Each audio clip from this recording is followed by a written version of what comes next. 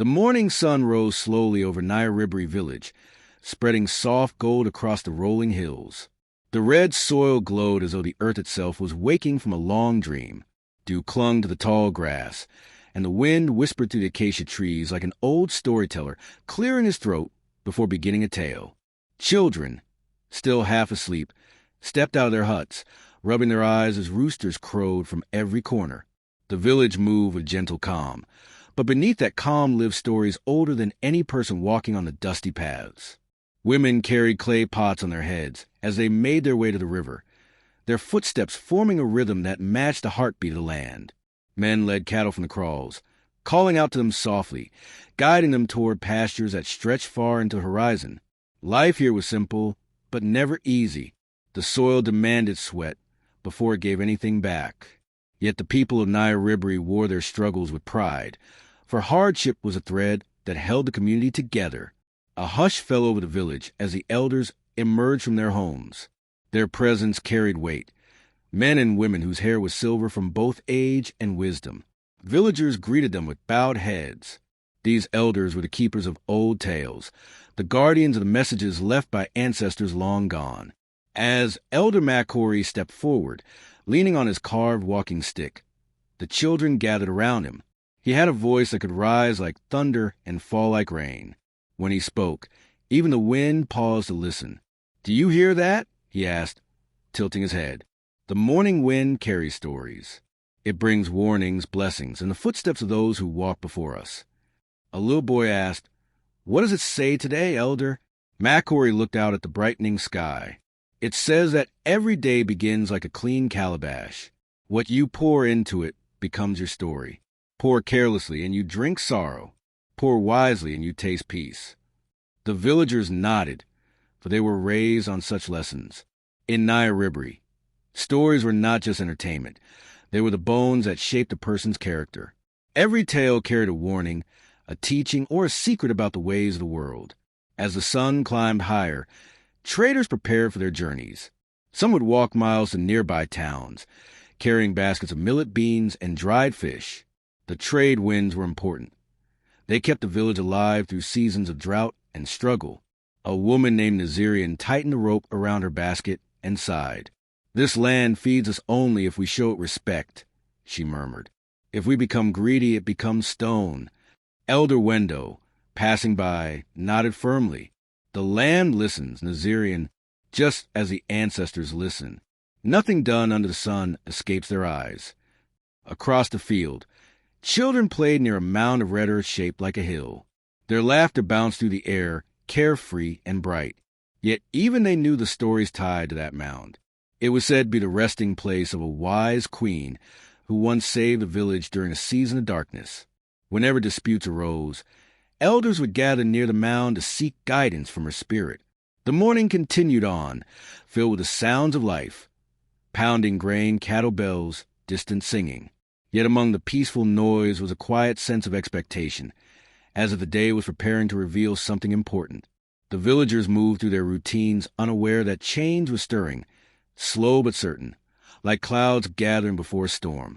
Elder Makori paused again, his gaze fixed on the horizon. "A story is coming to this village," he whispered to Elder Wendo. "I feel in my bones." Wendo lifted his brow. "A good story or a hard one?" Makori shook his head. "All stories are both. They test the heart before they bless it." The wind picked up, sweeping red dust across the open paths. It curled around the elders' feet and slipped between huts as though delivering a message too quiet for human ears. In Nyaribari village, the wind never moved without purpose. And so, the day began, full of beauty, full of hardship, and full of unseen forces shaping the lives of those who walked its soil. The land waited, the people worked, and the ancestors watched, knowing that the first chapter of a much bigger story had just opened its eyes. The sun rose higher above Nyaribari village, uncovering the true face of the land. Beautiful yet demanding, gentle in the morning but unforgiving by noon. From a distance, the fields looked like a woven cloth of green and red, but anyone who lived here knew the truth. The soil only rewarded those who respected it and punished those who took it lightly. Women walked through the fields, their feet sinking into the warm earth as they tended to their crops. The millet heads bent low, as if bowing to the hard-working hands that cared for them. A young woman named Nyaribari wiped sweat from her brow and sighed. "This land has a strong heart," she said to her sister, "but it also has sharp teeth." Her sister laughed softly. "Mama always said, if you greet the land with kindness, it will greet you back with food." An older man passing by overheard them and nodded, "And if you greet it with pride, it will greet you with dust." His words hung in the air like a quiet warning, one of many woven into daily life. Across the village, cattle herders moved their animals toward a dry riverbed. The ground cracked under their sandals. The animals walked slowly, tired from the sun's heat, but the herders kept encouraging them. "Go, my friends," a young herder whispered to his cow. "We must find grass today. We must fight for our place in this world." The herders knew the land demanded strength. One season could be generous, filling granaries with grain. The next season could be cruel, turning everything to dust. But the people had learned to survive by leaning on each other, by remembering the lessons of those who came before them. At the center of the village, Elder Makori sat under an acacia tree, watching the villagers go about their work. His eyes were deep and thoughtful, as if they carried the weight of all the stories the village had ever known. Beside him, Elder Wendo prepared bundles of dried herbs for healing. Makori cleared his throat. "Do you see how they move?" he asked.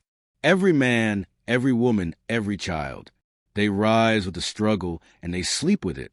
Yet no one complains too loudly." Wendo tied a string around a bundle and replied, "They cannot complain. This land listens. When you speak badly of it, it remembers." Makori nodded. "True, the land shapes us, but our hearts decide who we become." As the day grew hotter, children gathered near the shade of the tree, seeking rest from their chores. One boy looked up at Elder Makori and asked, "Why does the land give with one hand and take with the other?" Makori took a long breath and answered slowly, "Because life must walk on two legs, joy and struggle. If one leg is weak, the whole journey collapses. The land teaches us balance. It teaches us to respect what we are given." Another child asked, "Is that why the ancestors watch us?" Wendo smiled. "Yes, the ancestors know that pride destroys faster than drought. They remind us that humility is the only way to survive both the land and ourselves." The wind blew across the village then, lifting dust into the air. The dust swirled around the children's feet, like a small spirit dancing. One girl whispered, "It feels like the land is listening to us." Makori closed his eyes for a moment. It always listens. And today, I feel it is waiting. Something is coming to Nyaribari, something that will test our hearts. Wendo looked at him with concern. A trial, Makori replied softly. "And a lesson." The villagers continued their work, unaware of the silent shift in the air. The land, rich in culture but harsh in survival, seemed to breathe deeply, preparing itself. In Nyaribari, nothing happened without meaning. Every drought, every harvest, every whisper of wind carried a message. And as the people moved through the day, sweating under the sun, guiding cattle, tending crops, trading small goods, they did not know their resilience was about to be tested more than ever before. For beneath the beauty and struggle of the land, a greater story was beginning to awaken. The morning in Nyaribari village stretched itself awake as the sun climbed over the distant hills. The red soil glimmered with early light, and smoke slowly curled from the small cooking fires outside many huts. Life began early here. Before the birds finished their first songs, the villagers were already moving with purpose, each person carrying the weight of generations who had walked these same paths. Across the fields, farmers bent low to the earth. Their hoes struck the ground in a steady rhythm, a rhythm passed down from father to son, mother to daughter. The smell of fresh soil rose into the air, rich, warm, and alive. Old Mama Rena, whose back was curved from years of farming, lifted her head and wiped her forehead. "This soil remembers," she murmured. "It knows every hand that has touched it." Her neighbor, a middle-aged man named Omoni, chuckled softly. "If the soil remembers every hand, then it must know yours better than anyone's." Mama Rena laughed. but her eyes were proud. The land feeds the patient. It punishes the lazy. That is how our father survived. A group of young boys tended to the cattle nearby. The animals moved slowly, their bells ringing with soft, gentle notes. The boys guided them with sticks, calling out their names with affection. One of them, a skinny boy named Tendo, patted aside a large brown cow. "Walk strong," he encouraged quietly. "The day has just begun, and we have much to do." An older herdsman overheard him. "Good words, Tendo. Cattle understand kindness. If you respect them, they will follow you through any storm." Tendo nodded, feeling the truth of the man's words settle in his chest. He watched the animals carefully, thinking of how every creature, every patch of land, every tree played a role in the village's survival. Nothing was wasted. Nothing was ignored. At the edge of the fields, women gathered in small groups to grind grains. Their grinding stones moved in circles, creating a soft humming sound that blended with the chatter of their conversations. They spoke of the harvest, the weather, and children growing too quickly. A young mother sighed. "These days, the rain is unpredictable."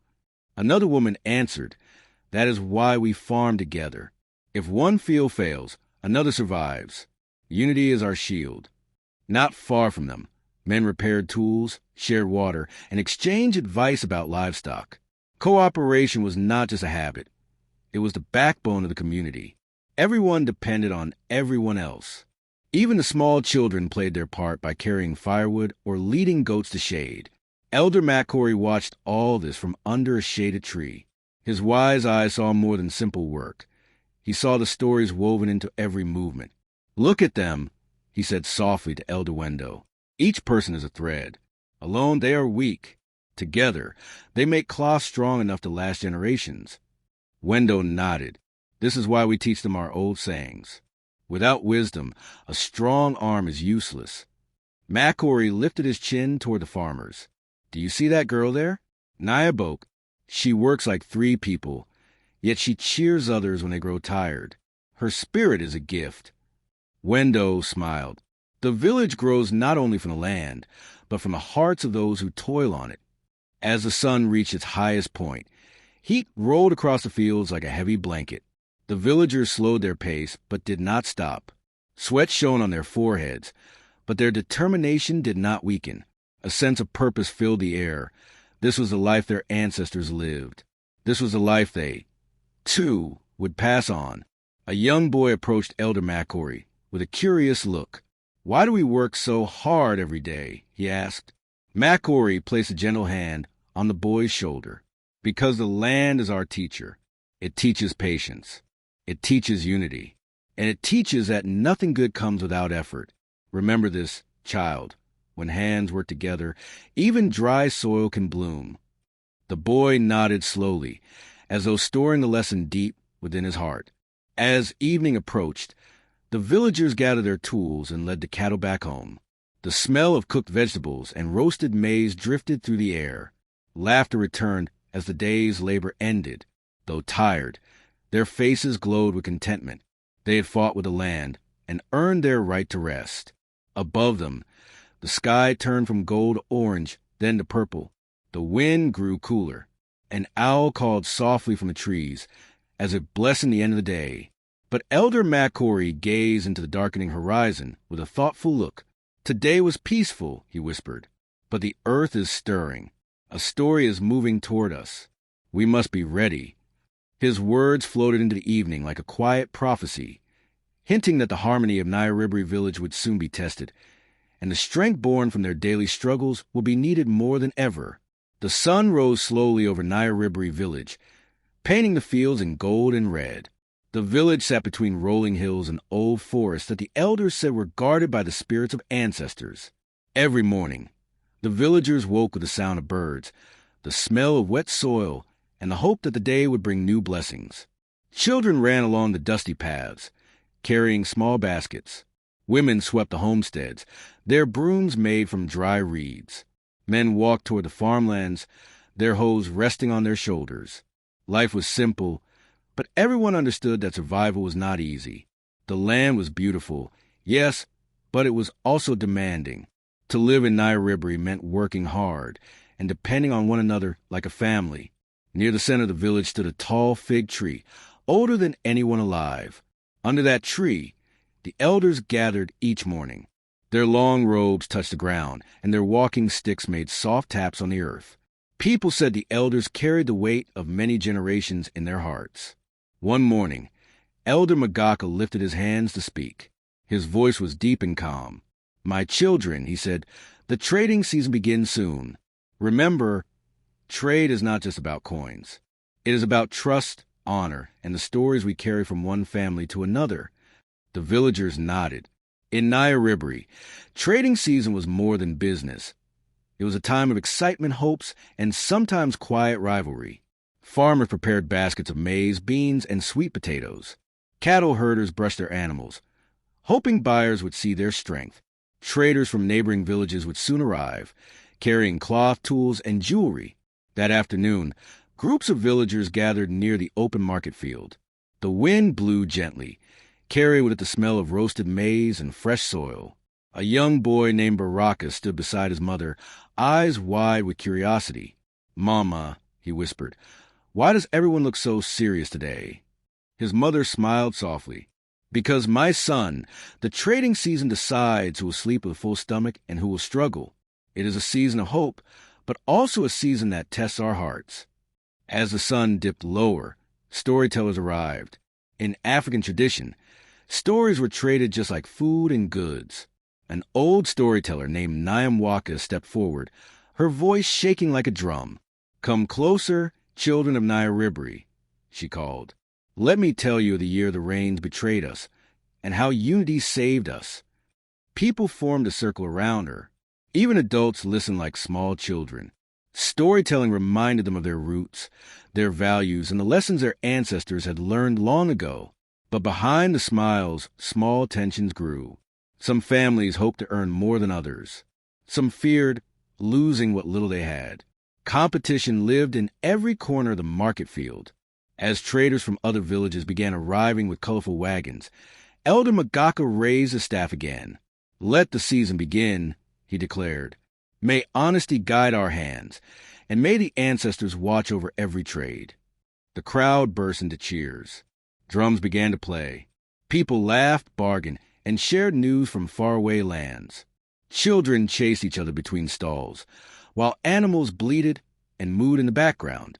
Yet in the middle of all this joy, a quiet truth remained. Trading season had the power to lift families, or break them. And in Nyaribari, every story carried both light and shadow. As evening arrived and the sky turned purple, Baraka looked around the busy marketplace. "Mama," he said softly, "will everything go well this season?" His mother placed her hand on his shoulder. "We can only work hard, my child. The rest, the ancestors will decide." Little did they know, this trading season would test the village more deeply than any before it, revealing hidden loyalties, buried secrets, and the true meaning of unity in Nyaribari. Morning light spread across Nyaribari village, slowly touching the round mud huts, the stretching farmlands, and the grazing cattle. The land looked peaceful, yet every villager knew it demanded hard work and respect. In Nyaribari, every sunrise carried a reminder. Life belongs to those who honor their ancestors and walk with humility. Children swept the yards with short, handmade brooms. Women prepared porridge as smoke rose from clay pots. Men checked their farms, whispering prayers for the soil. The village moved with purpose, as if guided by an unseen rhythm passed down through generations. At the heart of Nyaribari stood the Elder Council, a circle of wise men and women known for their sharp memories and deep understanding of human nature. People believed their wisdom came from the ancestors, who spoke to them through dreams, signs, and the wind that blew across the valley. Under the great fig tree, Elder Magaka, the most respected among them, lifted his staff. His face carried lines of many seasons, lines that told stories of war, peace, and lessons learned the hard way. "My children," he began, his voice slow but powerful, "a village that forgets its story forgets its soul. Today, we remind ourselves why honor must live in every home of Nyaribari." The villagers gathered around, young and old, even those who usually pretended they were too busy. No one ignored the elders, for their words were like rivers, flowing quietly but shaping the land forever. A young girl named Mora stepped forward, her eyes filled with curiosity. "Babu Magaka," she asked softly, "why do you always speak of choices?" The elder's eyes softened. "Because, child, the world tests every heart. A wrong choice can break a family. A right choice can save a generation. Listen to my story." Everyone leaned in as Elder Magaka spoke. Long ago, in this same village, there lived two brothers. One was humble, the other proud. When a great drought came, both were given a chance to share their harvest with the community. The humble brother shared what little he had and was blessed by the ancestors. But the proud brother kept everything for himself. In the end, he lost more than his crops. He lost the trust of the entire village. The crowd murmured. Stories like this were the backbone of Nyaribari, shaping how people behaved, how they treated each other, and how they carried themselves during difficult times. Another elder, Nyamwaka, stepped forward. She was known for her sharp tongue and fearless truth. "Children of Nyaribari," she called, "you must understand this. A lie travels fast, but the truth arrives with thunder. Your choices today will speak for you tomorrow." A boy in the crowd, Kega, lowered his head. He had recently argued with his father over a small wrongdoing. His guilt showed in the way he dug his heel into the soil. Elder Nyamwaka noticed. She walked to him gently. "Kega," she said, "do not fear the truth. Fear the shadow that grows when you hide it." Kega nodded quietly, understanding that the elders were not just storytellers. They were guides who saw deeper than most people realized. As the wind rustled the branches above them, Elder Magaka raised his staff again. "Let this day remind you," he said, "that humility is not weakness. Loyalty is not foolishness. And honor is the bridge between the living and the ancestors." The villagers felt the weight of his words. Even the smallest children stood still, sensing something sacred in the air. These teachings shaped their lives, from how they treated neighbors to how they resolved conflicts. Mora whispered to her friend, "When the elders speak, even the wind listens." As the meeting ended, families walked home slowly, each person carrying the elders' wisdom like a seed waiting to grow. Some felt comfort, others felt challenged, others felt exposed by the truth they had been avoiding. But that was the power of the Elder Council, to remind Nyaribari that every choice carried a shadow and a light, and only the wise knew how to walk between the two.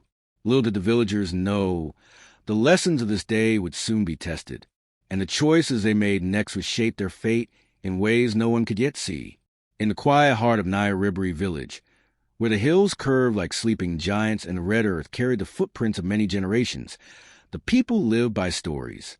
Stories with a fire that warmed their hearts, the mirror that showed them their mistakes, and the rope that tied them to the spirits of their ancestors.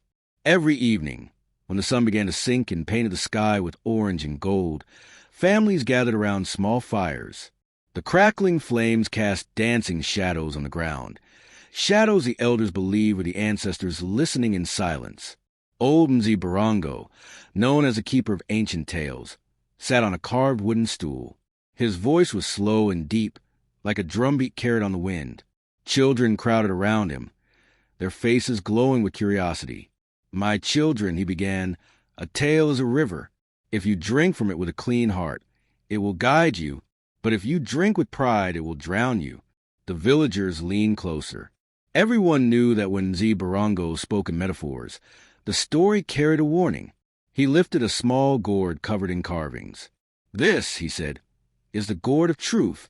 Our ancestors say it belonged to a spirit who punished liars and blessed the honest." A murmur ran through the crowd. Children nudged each other, half afraid, half excited. Young Akinyi whispered to her brother, "Do you think the spirit still walks among us?" Her brother shrugged. "The elders say the spirits never leave. They only hide where the selfish do not look." Mzi Barongo smiled slightly. He had heard them.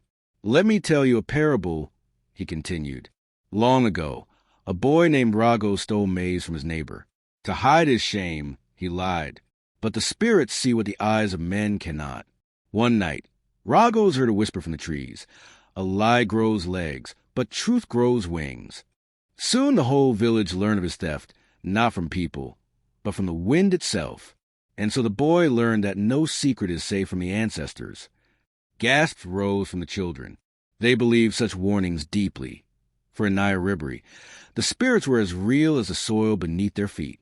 Elder Nyamisa, a wise woman with sharp eyes, added softly, "A village without truth is like a drum with a hole. It cannot sing." Her words hung in the air like smoke. Even the young men who usually laughed at stories sat quietly, staring into the fire as if searching for their own reflections. Then Mzee Barongo continued with another metaphor, his voice becoming low and dramatic. "Listen, all of you. A person's life is like a tree. If the roots, your choices, are rotten, the branches, your future, will break. But if the roots are strong, even the fiercest wind cannot destroy you." The villagers nodded slowly. In Nyaribari, metaphors were not just entertainment. They were guidance, warnings, and punishments wrapped in gentle words. An elder standing at the back stepped forward.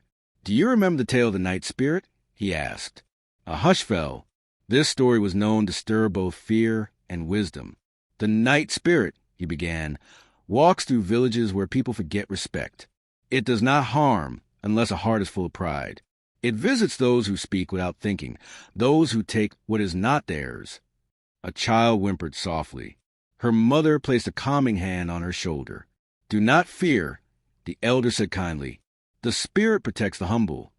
The fire crackled louder, almost as if agreeing. In that moment, the villagers felt connected, not only to one another, but to the unseen world that watched over them.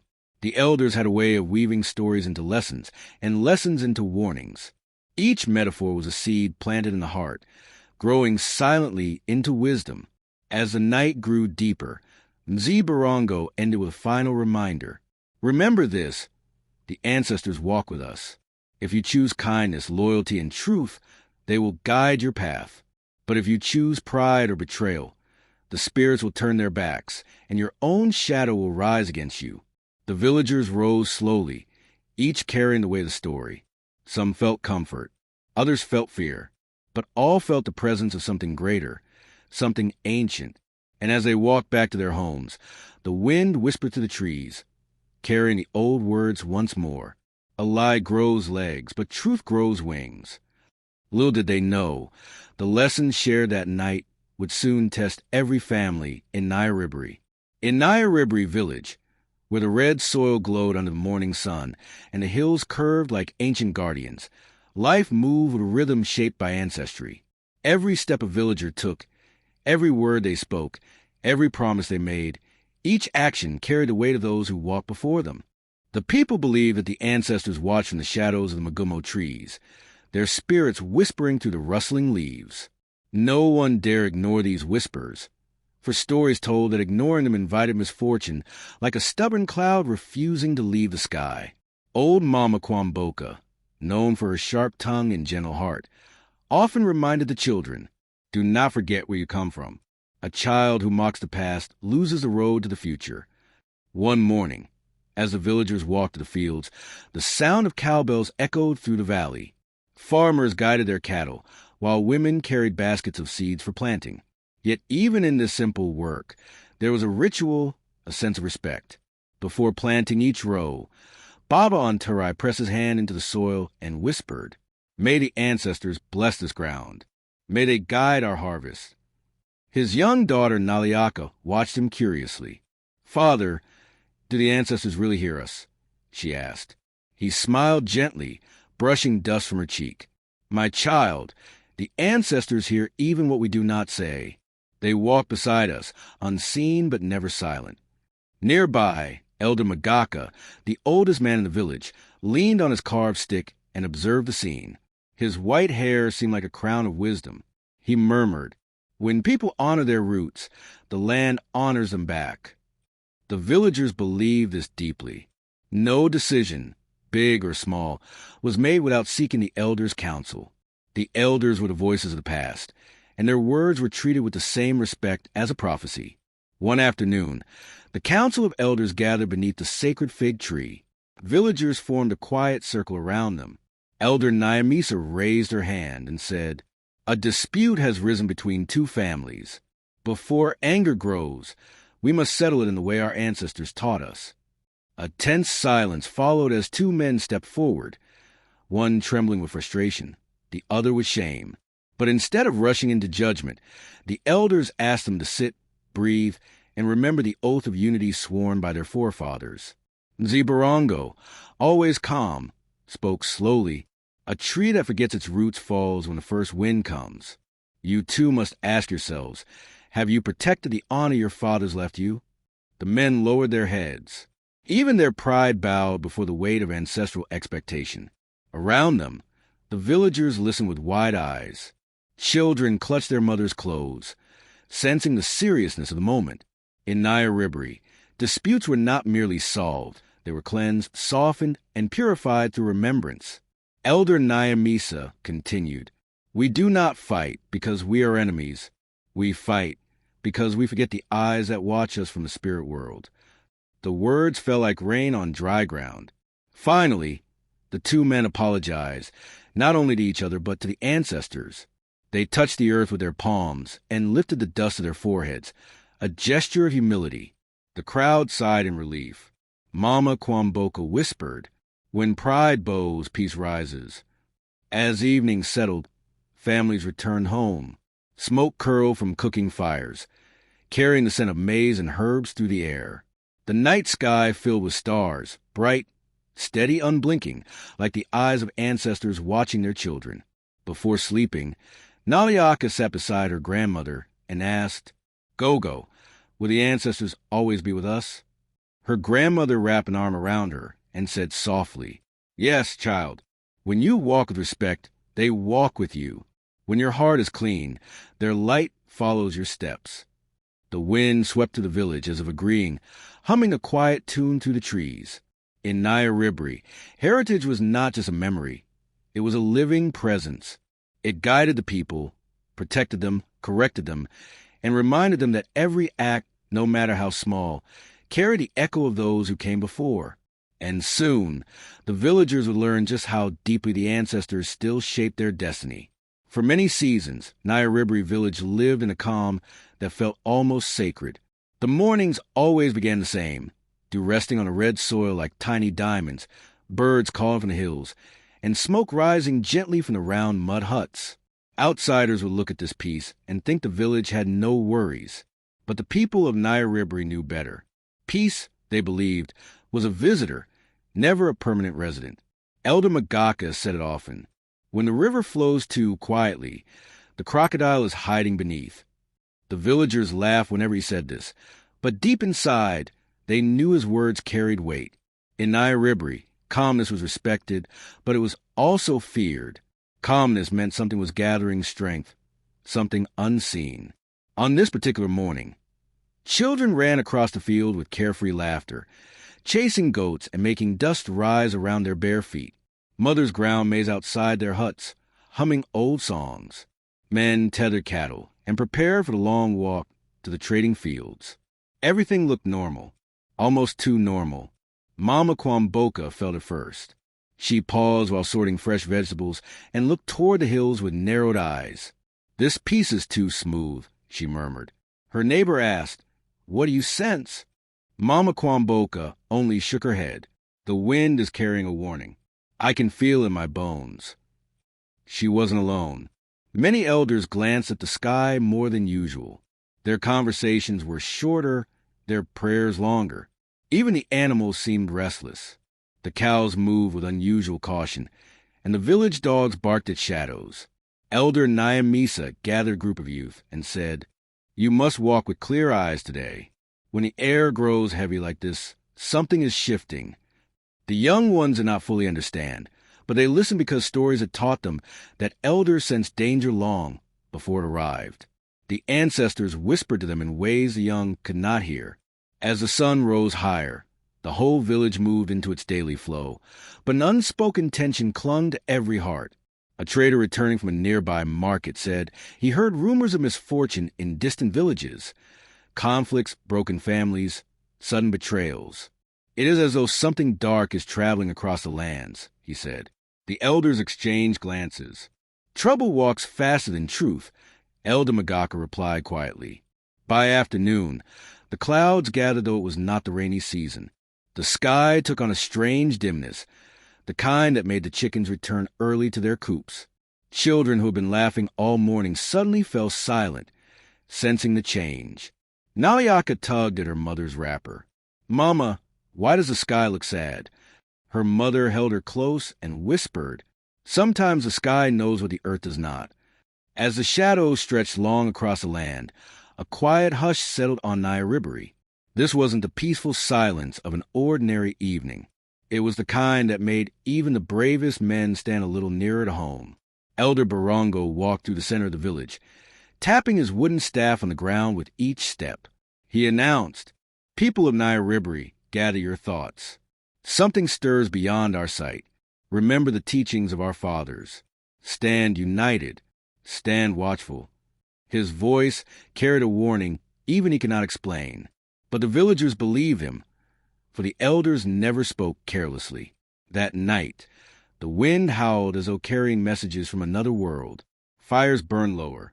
Families stayed closer together. Whispers moved from hut to hut. Mama Kwamboka said softly to her grandson, "This peace we feel, it is thin, like a drum skin ready to tear." In the darkness, only the ancestors knew what storm was forming, and whose life it was about to strike.